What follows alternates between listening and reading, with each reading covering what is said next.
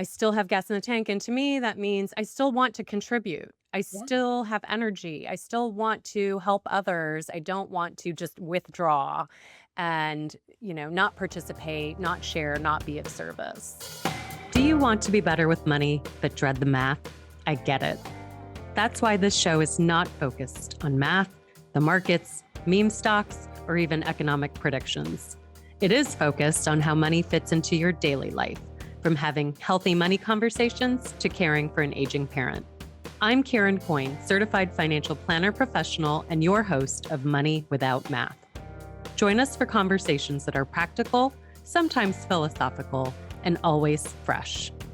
Learn more about me at raymondjames.com/clarity and be sure to subscribe.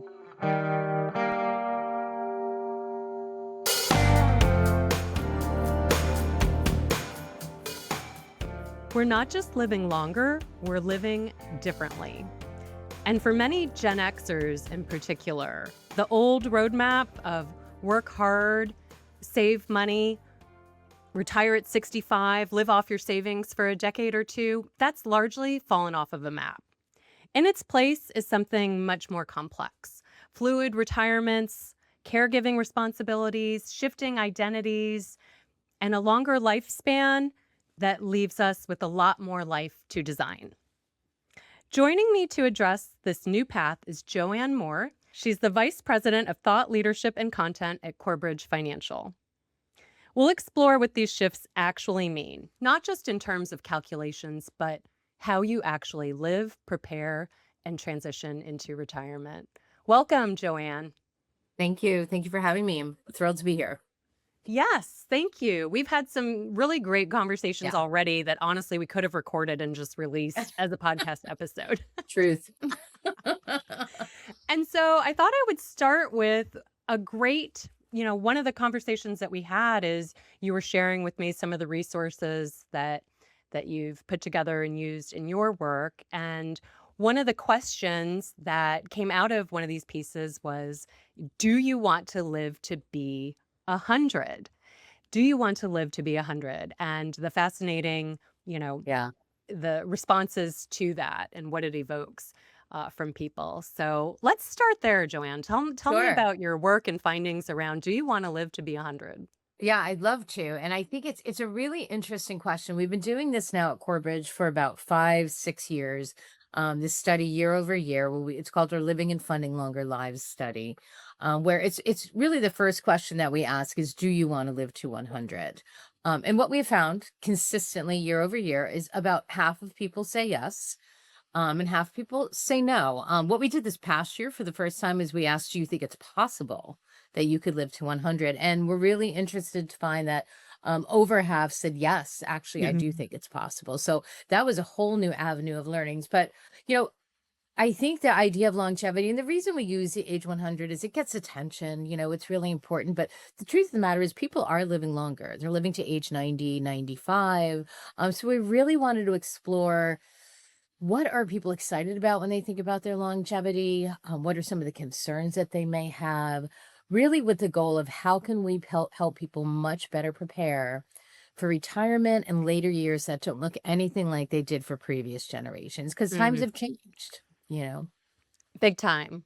Yeah. Yeah. Yes. I mean, we see that as longevity has increased, pension access has decreased. Like you mentioned Gen X in your introduction. And I think that's one of, the younger boomers and Gen X were one of the first ones really entering a workforce that had lesser access to pensions and really had to create their own savings. And doing so often without the education and the tools to know how to do that. So it's been an interesting thing as this group moves into retirement, colloquially known as peak 65, how they're navigating that transition as really the first ones going into this era with these changes. So it's been interesting. And there's tons of findings around it. Um, let me know what And you would yeah. yeah, well, I feel like let's start with this. For the folks, even for the folks who are doing everything right, they're saving, they're putting money away. By all objective measures, they're tracking really nicely. And yet, even they still feel wobbly, anxious, Yes. concerned, Hmm. afraid. have you run into this in your research and work around it? Absolutely. Yeah, and that's kind of two different studies. So with living and funding longer lives, we did ask people, what is the hesitation? What are your concerns about longevity? And they are not surprising, physical health and well-being and the cost associated that, remaining independent, not being a burden on others, quality of life. And a lot of that is tied to the costs that go around all of that. We just released a study last week called the Decumulation Planning Gap. This has been very interesting. We surveyed 2,200 Gen Xers and baby boomers ages 45 to 79, working and retired, to really get a feel for how are they approaching this switch from saving to spending and living in retirement. And we're finding that people are largely nervous about spending their assets, even though they've spent their entire lives preparing for this time. They're nervous about spending it down. And while they associate retirement with words like enjoyment and excitement and very positive, when we then say, what do you associate with using your assets and spending down your assets to pay for it?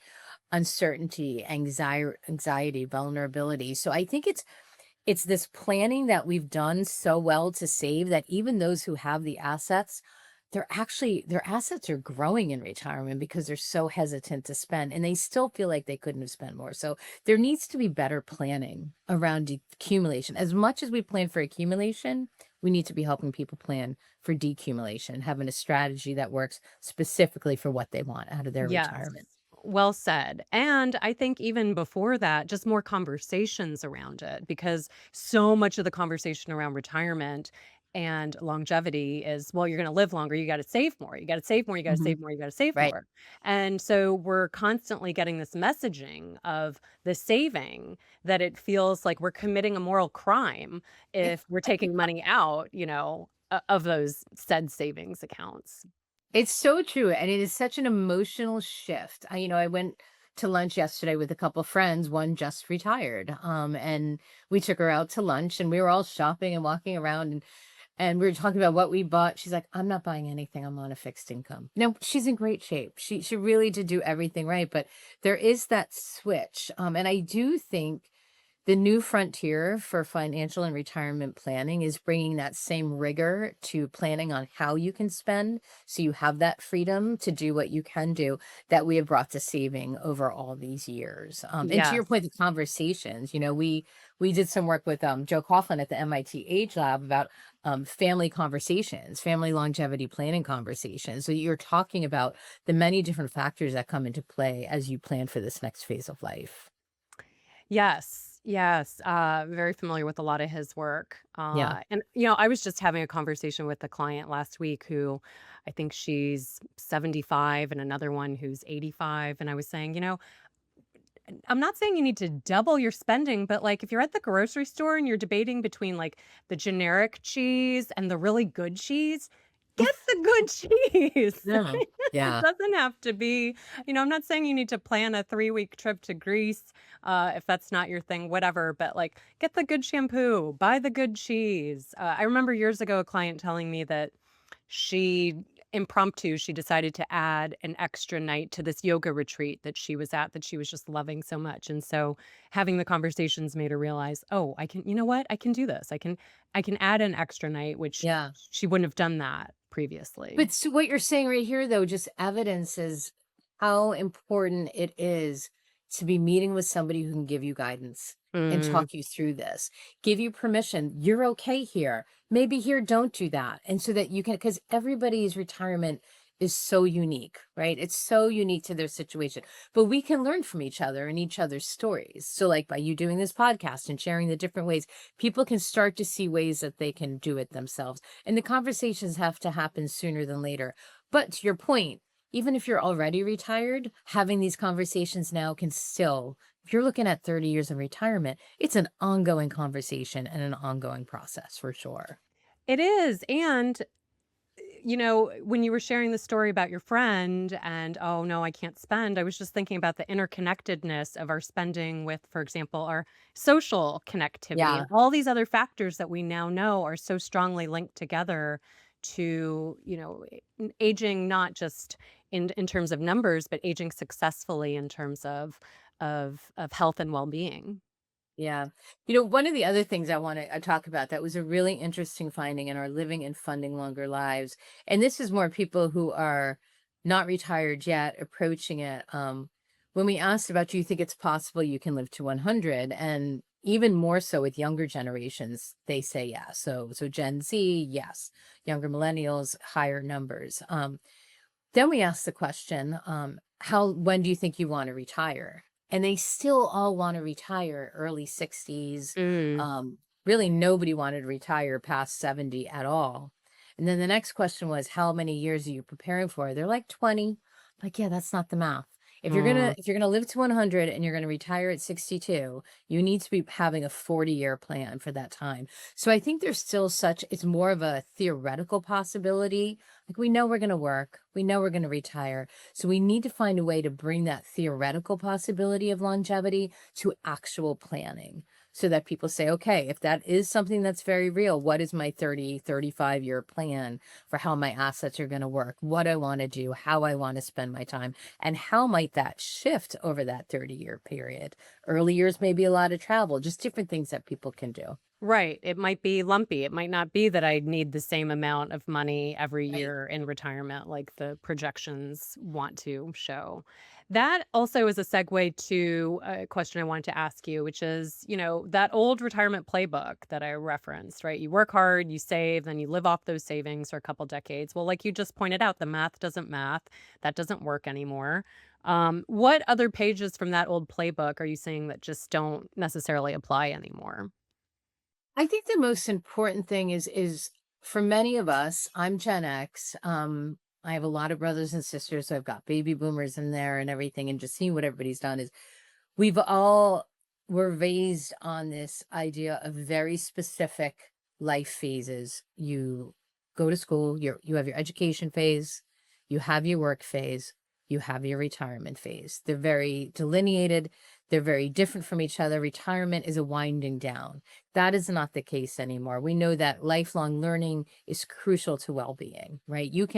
Retirement to me just can really be a word that we use because maybe you're stepping away from your main career, but people can go do other things. They can consult, they can do gig work. So the plan book really needs to take into effect a much more diverse path that we can take in later life, in the second half of life, and all the different things that we can do. And you can still earn money. There may be consulting things. This person who I worked with who just retired, she just left an art gallery where she did a very unique job, and I think she can do consulting work all over the world with Mm. with the knowledge that she has. And it's something she may think about in a year, to do something like that. So it's really having that plan to know that it isn't just this defined line that you go through that, everything stops, you switch to this. Yeah. Um, Yeah, as a couple clients have said to me using these exact words, I still feel like I have gas in the tank. I still have gas in the tank. And to me, that means I still want to contribute. I yeah. still have energy. I still want to help others. I don't want to just withdraw and, not participate, not share, not be of service. Yeah. I have a cousin who retired a little bit earlier than he'd wanted. It was a company thing. They kind of let some of the older workers go, gave them early retirement packages. He's like, "Well, that wasn't my plan. I guess now I'll go." He's going to volunteer at a golf course. They called him back like 6 months later and said, "Can you come back and consult because we need you to train all these new people." So he was able to call his own shots, but there's tremendous opportunities in knowledge transfer too. So there's so many different ways that we can contribute and help other people throughout their careers. Even when we're in our own retirements, people are starting businesses, taking up new creative careers, endeavors. There's so much that can be done. So that Hmm. is not, while it's not financial in its face, it's definitely adjacent and parallel to that. Um, So what I'm and hearing you say is that, right, we had as Gen Xers this kind of one-dimensional, maybe two-dimensional, very flat view of what this pathway looked like. And today it's much more multidimensional, it's right. richer, and we're so much more aware of all these aspects, like our physical health and well-being, our Yes, mental health and absolutely. well-being, our social ties, where we live. Hmm. All these things are just so, so important beyond just have I saved enough money. Right. And we're redefining that. And that's very exciting. It's very exciting that we can do that. And I think to your point, I mean, there's been such advances in medicine and health that people in later life the abilities, the capabilities that people can have and do are tremendous. I just wish that we had a better word for retirement by now because it just feels I so know. outdated and it really doesn't fit. I've heard Ye rewirement. Uh-huh. We're doing, I don't know if you know Michael Clinton from Roar Forward. He just published a book called Longevity Nation, and he's done a whole thing around the Reimagineers, tremendous work around how people have created new career paths for themselves and just recreated who they are, which is fantastic. I think we use retirement right now because it's what people can relate to very quickly. So it's much easier to have those conversations, but it is an interesting conversation to have is what would be the right way to kind of shift that nomenclature and go in a different direction. But right Mm, now, people can definitely. relate to it. That's for sure. Yeah, speaking of Michael, he actually was recommended to me, by Oh, another podcast guest, and I have not been able to get a hold of him. So, he's if very you busy. are New book able to out. get a Yeah. hold of Yeah. him Yeah. What do you think, Joanne, if someone is listening and, earlier we talked about the folks that they have been doing everything right and objectively they do have enough money saved, but they're still feeling nervous. What about the folks who maybe are feeling like, yeah, no, that's not me. I went through this life event or I had this health event and I've had these setbacks and I'm really just now, in the later stages, turning the corner on retirement. And yet I have a lot to do. Um, what would you say to that person?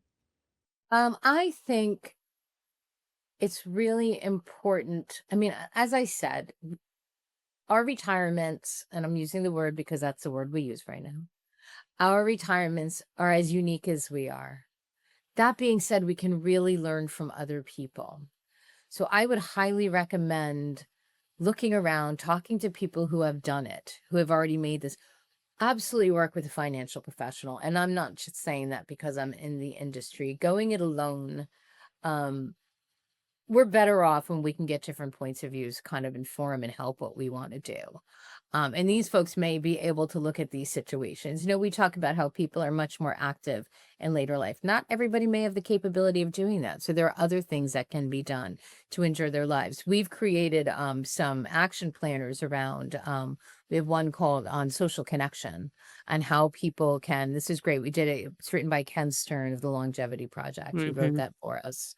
And it just goes through this incredibly important role social connection has in healthy longevity and well-being. It's one of the greatest determinants of healthy longevity. So he created for us an action planner that we can use, that advisors can use and give to their clients to show them these are different ways you can make connections at this phase of life and retain these connections. Mm. So that's super important.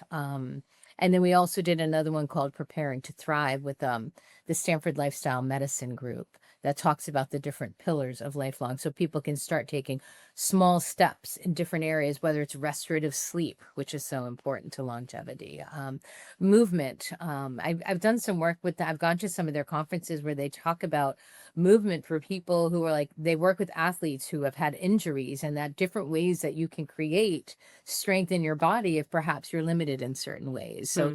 there's so many tools. It's just getting the tools out there to people so that they can see themselves in it and take action. Yeah, I really like what you said about learning from others. It's so true.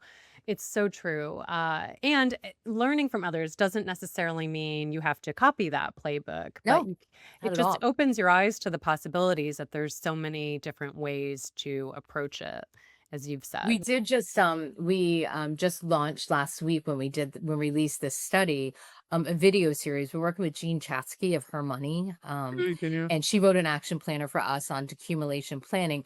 But we also did a video series with her, which it's my favorite part, I think, of our program, where she met with six different, actually seven people. So it's five individuals and then one couple to talk to them specifically about their story. And there's like 3 or 4 minute videos. And I love them because it says, here's so and so, here's their situation, here's what they're thinking about. She walks them through it. It's not the life I'm going to live, but it's so relatable to see other people experiencing that process and how they can break it down into very simple steps to achieve the achieve the right retirement and make that transition in the way that works best for them. So yes, it's a story. I highly recommend you checking out the video series. It's really good. Oh, cool. Yes, and we can link, to some of Okay, those cool. resources in the show notes Great. for sure. Something you just said in there reminded me as well of, oh, solo.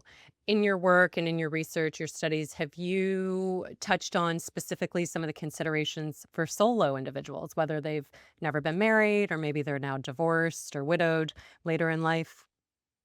Funny that you say that. One of the videos, which is one of my favorite, is a focus on someone who is a man in his 50s, doesn't have any children, is single, never married, and how he is looking at his future and what that may look like because there's caregiving components. There's like, where do you Mm. find that purpose and that meaning? So that's something that we're beginning to explore. And I do believe we will be getting into more work around specific situations and scenarios.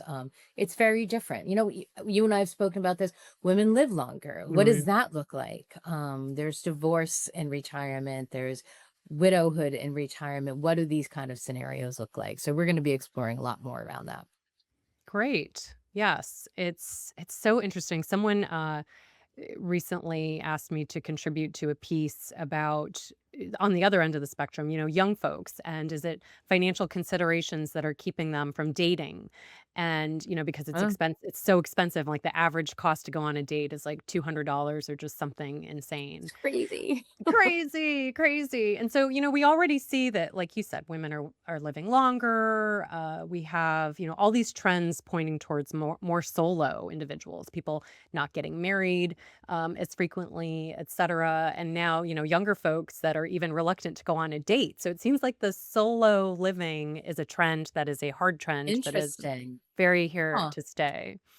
Yeah, I'm gonna look into that a little bit more. I will tell you, my daughter is 25, her boyfriend's 25. They both live in San Francisco, which is a costly place to live. Their dates are they get books and they go to the park and they read. And they pick up coffees and stuff. They cook at home. They like go through the New York Times cooking app because it's so expensive to go out and they want to they'll do that, but they'll do it very carefully. But yeah, choices have to be made. It's an interesting Mm. topic. I'm gonna explore that a little bit more. Yeah, I love that. Well, they're smart and creative, and I think, where there's a will, there's a way, and Right. that's a whole separate conversation that we could have, but money is Yeah, also used conveniently as an excuse, right? If someone doesn't wanna go on a date, it's because, well, it's too expensive. It's not because I wanna be brutally honest and say, "Oh my god, I'm terrified of going on a date," or dating. that's funny. That's funny. Uh, Yeah, but it does seem like it is a trend that is not going anywhere. yeah, So okay, well, we have already covered quite a lot, like talking about the different path, life, especially in the second half of life, and how different that's looking for many of us that compared to what we saw when we were growing up. Learning from others, which I think is a key takeaway. There's no one right way to do it. Um, and I just love hearing and seeing stories about how people are reimagining yeah, yep. their second half of life. A couple things also that you just touched on, which, lifelong learning, staying committed to learning, your health and well-being. Is there anything else we didn't get to that you wanted to make sure and touch on today as part of this conversation? There's two things I would love to say. One is having the conversations is key. You and I talking, like I've been with my friends and everything. We're talking about like if you could go back to school tomorrow, what would you study? Like anything Mm. that you wanted, just what are the things that we can get the people start thinking really creative and like we did when we were younger. I talked to somebody recently who said, if you turn age 60 and you're looking at a 100-year life, think about yourself at age 20 and you had those 40 years ahead of you and how much your life has changed and all that you've done. You're at that point again. Like have that excitement and that enthusiasm for that 40-year plan and how you can go ahead and do all of that. And I think that's really crucial. So I think it's telling the stories. I think the other thing is really normalizing the ability to say, I don't know what to do. Mm. I need to get some guidance and some help in this and in getting that help and seeking advice and realize there is so much courage and power in saying, I don't know. versus trying to figure it out yourself and going and getting that guidance from somebody and really kind of digging in and researching what you need to know to get the best future that you can have. You're right. Yep. It starts with a little bit of honesty, sometimes Yeah. brutal honesty. Yes. Yes. I think about how well I have done a very good job at making a lot of mistakes.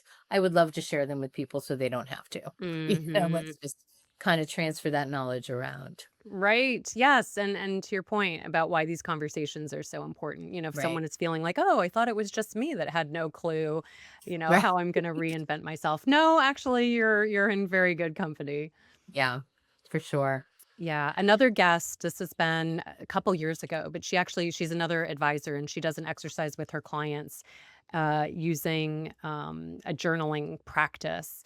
And one of the prompts is basically like, what did you love doing as a kid that maybe you haven't done or even thought about in Oh, yeah. years? And it's such a great and powerful prompt. Yeah, it really is. I actually explored that. My daughter started high school and I was like, okay, things are about to change. Like, what do I like? What do I enjoy doing? What do I love? Like, I need to find that because you can get so caught into the parenting and the work and all that stuff is just really bringing yourself back to that passion and things you enjoy, or maybe things you've never explored and you would like to. Yeah. What's And, Yeah. Do you have one? Do you have one for you that do you I would have like? one of what? Yeah. What's ignited? Well, I started playing tennis like 10-ish years ago. That's something that I was always interested in as a kid, but never really got to play. I mean, it's an expensive sport. We didn't do really a lot of any of Yeah. those types of things, just really simple rec sports. So I didn't really start playing till I was in my 40s. And the very first time I played, I felt that childlike joy of just getting lost in So play. And so from that day on, I was totally hooked. that's wonderful. Yeah, except if and when I can't play tennis anymore, I really don't know what I'm gonna do. I don't have like an No, that's not true. I have a couple ideas, but I always joke that like I missed my career as a backup dancer or like a NFL mascot or something like that. I just love Oh, the that's fun. Very fun. So maybe some type of geriatric dance slash mascot adjacent activities. I like the mascot idea. I think that's fun. It's so fun. And Yeah, this conversation is just reminding me too about the tie again back to people not wanting to spend money. And I think it's just right. important to evaluate like if you have the funds to pay for a tennis lesson or a dance lesson or whatever it is, just remember that it's an investment in your health and well-being too. You're probably not Right. going to derail your financial plan by, picking up this lesson. And if you really think that it is tight, then there's other options, right? There's other No, options that you can probably do through your county rec or even you grab a friend and watch some YouTube videos. I've seen people do that also and basically teach themselves how to play or do the thing by just right. watching videos. Yeah, for sure. So, well, this has been super fun, JoAnne. Thank you for joining us and sharing some of your thoughts, some of the research. We'll definitely share some of these resources in the Great. show notes and just continue to have these conversations around reimagining what this path can look like. Absolutely. Great. And let's talk again soon. I enjoyed it. Thank you for having me on. Absolutely. Don't miss any future episodes. We'd also love for you to rate the show while you're there. Connect with us on social. Search Karen Coyne CFP on Facebook, LinkedIn, Twitter, and YouTube. If you have feedback or if we can be of service in any way, please let us know. And now for the standard disclosures. Any opinions expressed by Dr. Katie Sando are not necessarily those of Raymond James. Any opinions expressed by JoAnne Moore are not necessarily those of Raymond James. Raymond James is not affiliated with nor endorses JoAnne Moore or Corebridge Financial. Corebridge Financial Incorporated and its subsidiaries provide a wide range of life insurance, retirement solutions, and other financial services. These diverse offerings include products and services that help businesses and individuals protect their assets, manage risks, and provide for retirement. This material is general in nature, was developed for educational use only, and is not intended to provide financial, legal, fiduciary, accounting, or tax advice, nor is it intended to make any recommendations. Applicable laws and regulations are complex and subject to change. For legal, accounting, or tax advice, clients should consult the appropriate professional. This podcast is for informational purposes only.